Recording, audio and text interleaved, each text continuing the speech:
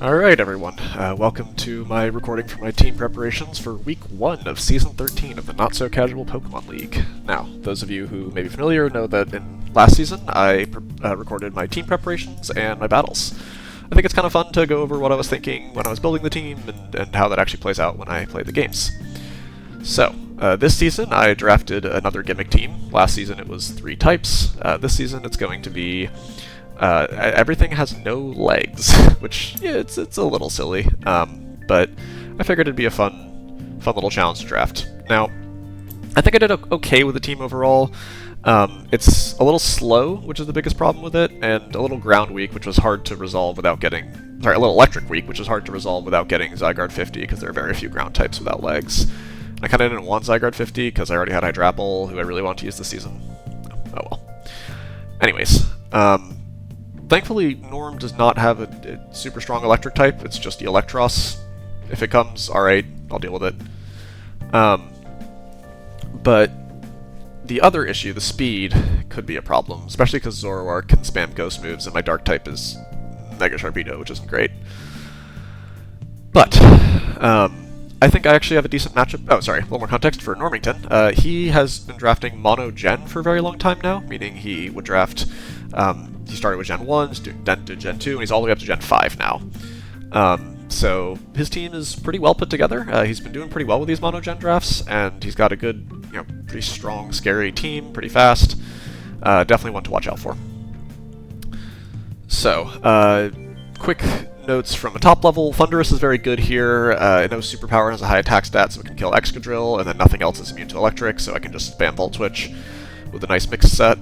Primarina is good offensively, but there are a fair few things that get poison moves, so I have to watch out for that. Hydrapple is pretty solid. I opted not to bring Chandelure, mostly because Earthquake, Dark Pulse, Shadow Ball, high special defense rock moves didn't feel great. I thought about bringing Mega Sharpedo for a while, but I ended up not because Alomaloma was too much of a problem for it. Weezingale, honestly, I probably could have brought, but again, Excadrill can have Mold Breaker, Earthquake, or just Iron Head. So it's not really that great there. And then I brought Glimmora. It's pretty good against Tornadus, and also just, Rock Ground covers this team pretty well. And then I ended up bringing Vanillix too, because I want to unset Sand if he's trying to sweep me with Excadrill, and then also Freeze Dry does very well here. So, as for the team, my essentially win condition here is Thunderous. I essentially need to, get some damage on Zoroark so I know what it is, and then scout for Hydreigon's Scarf, and then and also get Gigalith low. Past that, it does incredibly well into this team overall. These EVs with Expert Belt lets it one-shot Excadrill, assuming it doesn't have Chople Berry or something. Does a lot of damage to Hydreigon, like 80% or so. Zoroark, we need a little bit of chip for Thunderbolt to kill, but also we're going to need to chip it to figure out that it's Zoroark in the first place. Obviously, we kill Tornadus with Thunderbolt. Psychic does about 60 to Amoonguss or something like that. Yeah, just incredible overall here. Really good matchup with Thunderous. Probably the best all season. Primarina, I figured... I built this to essentially farm Alomaloma. Substitute lets it, obviously, sub up on Alomaloma. And then it just clicks against the rest of the team. Psychic Noise good against Amoonguss, Water and Fairy covers everything else. Sub leftovers is mostly because if Alomaloma is flipping on me, I want to just get up a sub and not have to make predictions. And also a little bit of speed, just outspeed uninvested Alomaloma.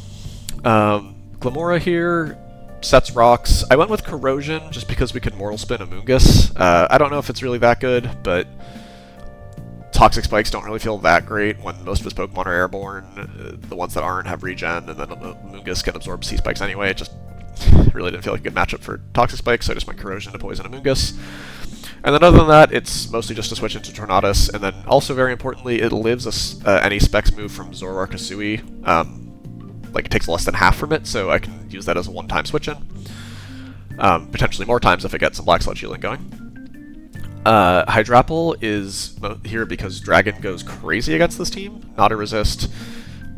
Is a resist, but Earth Power or Energy Ball just kills. Earth Power kills him full, Energy Ball needs a little bit of chip. Weak, not a resist and not bulky, not a resist, not a resist, not a resist, not a resist. I don't think Megaudino's coming, but if it is, we'll have to work around it. And then the rest are not resists. essentially the steel type is pretty frail and neutral to grass, so Hydrapple goes insane here. So I just put specs on it.